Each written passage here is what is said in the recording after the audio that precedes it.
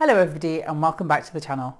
In my last video I made this corset top here and I realised I didn't have anything to wear underneath it, but then I had a great idea because I realised I only had this one shirt. I don't know why I don't have more shirts, but not massively a problem though because I can actually sew one. So my next project I think might be some kind of piratey, peasanty blouse to wear underneath this top. Now I just need to get a pattern. So I started looking through all my modern patterns and got totally distracted by all the ones that I really loved. I kept on making a big pile of them. I then went through all my more vintage patterns and again got totally distracted. I even went through some of my sewing books. I then turned to the internet to see if I could find something on YouTube and then totally fell down a rabbit hole. And then just started binge watching for hours. But eventually I did manage to find a pattern that I like. I had a good hunt through my stash to see what material I had. And I did think that this lovely pink cotton gauze might be nice. But in the end I settled on this gorgeous piece of grey linen. So I think I'm going to try and do the peasanty blouse from the Closet Historian. Bianca gives some quite good instructions, so I'll make a link to that video below. It's got all the details on how you make the calculation. And I'm just going to cut the squares out of this, this wrapping paper that I've got. So here we go.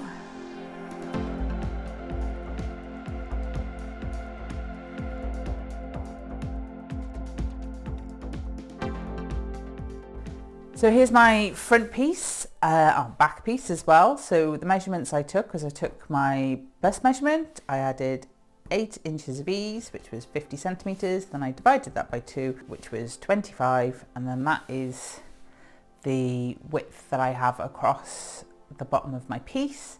I added 1/2 inch seam allowance on each side.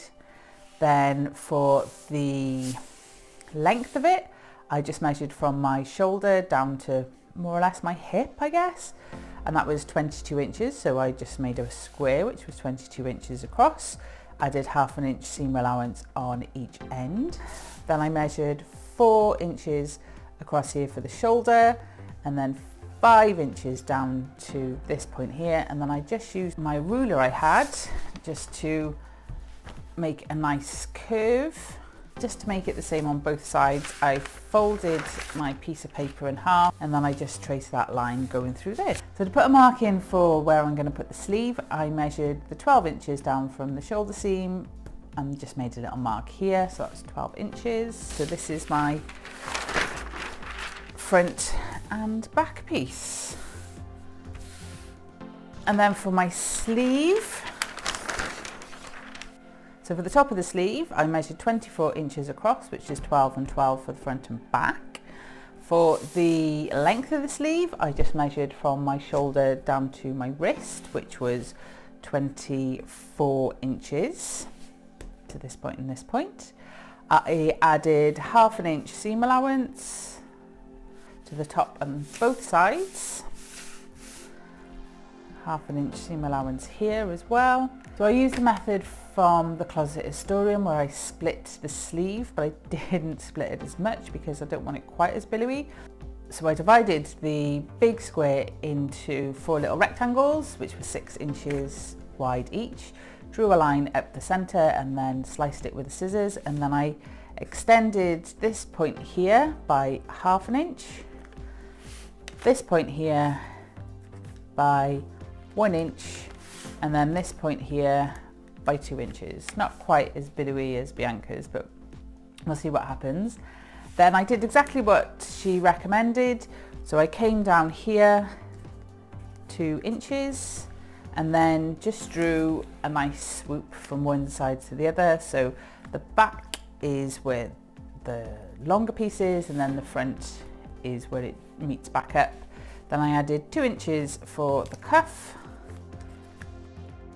and then added seam allowance along the bottom. These are my pattern pieces. They're quite large. I've got 2 meters of linen, so hopefully they'll fit on, and then I've just got to make some bias binding to go with it. Hey guys, so I just wanted to show you how these pattern pieces are fitting onto the material. So more or less they fit on pretty perfectly.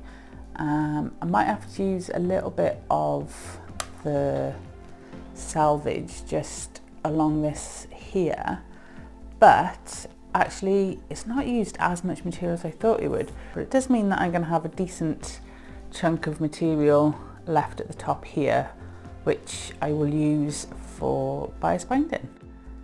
So what I'll do now is I get all this pinned down and I'll get it cut out.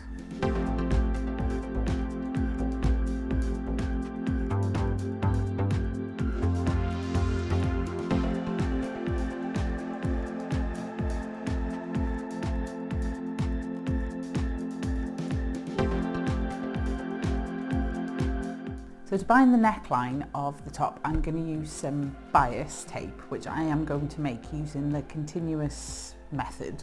I do have some like satin type bias, but I wanted to use the same material because it's like the same weight. So I started by cutting a 20 by 20 inch square from my linen, being careful to keep it on grain. I draw a diagonal line from one corner to the opposite corner and then cut the square out, making 2 triangles. I took the left hand side edge of one of the triangles and placed and pinned it on the right hand side of the other triangle. I sewed them together with a 1/4 inch seam allowance and ironed the seam open. And then I placed the material with the seam diagonally in front of me and then started drawing in lines 2 inches apart. You'll end up with a very thin line right at the top. I then drew in a seam allowance of 1/4 inch on the edges. Now this is the slightly confusing bit. You have to bring both edges into the middle and then find that thinner edge, and where it intersects with the seam allowance that we just drew in, match that to the second intersection on the opposite side. And continue pinning all the intersections together until you make this kind of slightly asymmetric tube. Sew along the seam with the 1/4 inch seam allowance and iron the seam open again. All you need to do now is just cut along the line all the way round. You can fold and iron the tape with one of these handy little tools, or fold using your fingers. Just be careful not to burn yourself. So I've made all my bias binding. I have serged all the edges of the pieces apart from the neckline. Next thing I need to do is attach the shoulder pieces together and then put the bias binding around the edge. I'm going to attach the bias binding to the wrong side of the fabric and then fold it over and top stitch it down. Slightly different to the way that Bianca does it, but because I'm going to top stitch it, then I've just got a little bit more control if the top stitching's on the top, if you know what I mean.